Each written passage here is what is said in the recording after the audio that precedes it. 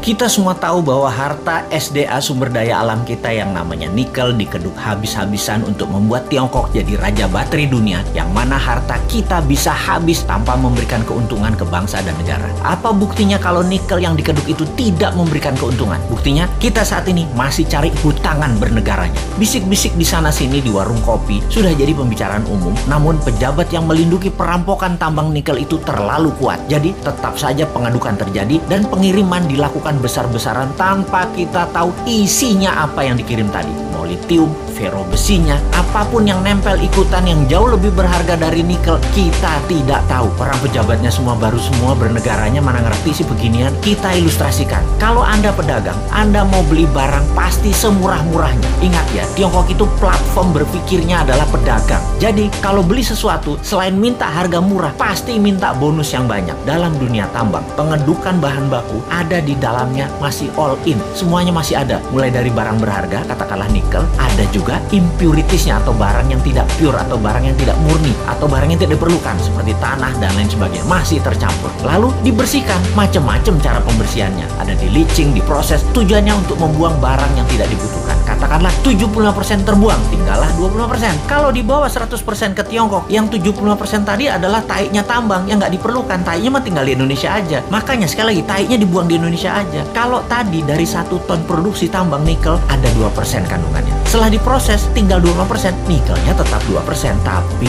bukan dari 1 ton, dari 250 kilo. Nah, dalam 250 kilo ini ada fero juga, ada litium juga, ada macam-macam yang dibayar yang paling murah. Yang dibayar apanya? Nikelnya doang. Feronikel, nikel laterit, dan banyak lagi unsur logam dan mineral yang sudah disarikan tidak dibayar oleh Tiongkok. Kita asli bernegara ini bodoh memang. Dan penjajah perampok itu dikasih karpet merah lagi, dilindungi, dan tidak ada yang sadar. Kalau ada yang sadar, maka segerombolan buzzer pecinta cuan anti NKRI mulai memecah belah bangsa dan mencari sisi positif yang kecil dibesar-besarkan dari sisi bosnya, tapi mencari sisi buruk, pengkritisi tanpa solusi, dan diputer-puter beritanya agar rakyat tahu pengkritisi itu dosa. Apa yang terjadi kalau hal ini didiamkan dalam jangka pendek? Bukan dalam jangka panjang ya, pendek ya. Negara kita akan miskin, pejabatnya makin kaya, rakyat nambah lapar. Kita hanya mengingatkan arahnya nantinya. Sebagai contoh sejarah kebodohan penguasa atas kelolaan sumber daya alam, kita mau kasih ilustrasi. Ada 3 negara yang akan kita pakai jadi contoh kali ini,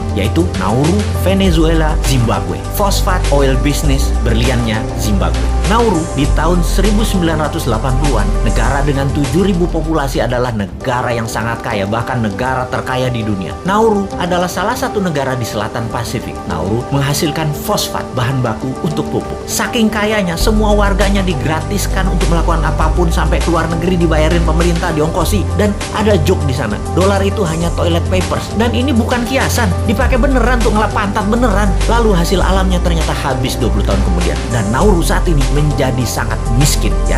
Itulah cerita sederhananya. Venezuela dimanja dengan 95% minyak dan gasnya yang diekspor, membuat negara ini menjadi negara petrodolar. Begitu harga minyak anjlok dan uang hasil ekspor tadi hanya buat foya-foya, bukan untuk membangun sektor lain, Venezuela hyperinflasi dan menjadi negara miskin sekarang. Saat ini ketika harga minyak naik, Venezuela sudah tidak bisa produksi lagi dan tidak ada negara mau beli minyak dari Venezuela. Jadilah Venezuela negara paria, negara setengah gagal. Terakhir, Zimbabwe, penghasil berlian. Begitu tambang berlian habis, pecah perang saudara, ambyar negara Zimbabwe yang tadinya makmur dan menjadi salah satu negara termakmur di Afrika. Kesamaan ketiganya adalah tidak bisa mengelola sumber daya alam dengan baik, dijual murah, dikeduk asing, dilindungi pejabat yang berkuasa pada saat itu. Semoga kita bukan jadi negara yang keempat. Wong pinter semua kok pejabatnya, gak mungkin lah ditipu Tiongkok. Emangnya kayak bos men, bodoh beneran.